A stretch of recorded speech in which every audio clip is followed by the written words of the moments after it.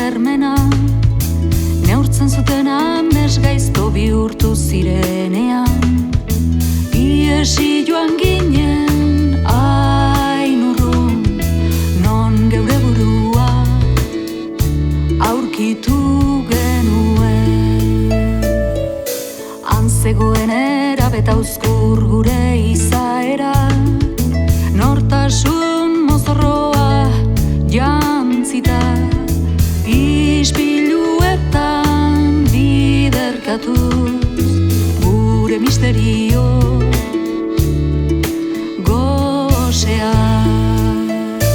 Ez da bizitza igarotzen dena, gu baizik bizitzaren baitatigoa zena, betikotasunari zirtzinik ere otzikara txikienik eragin gabe.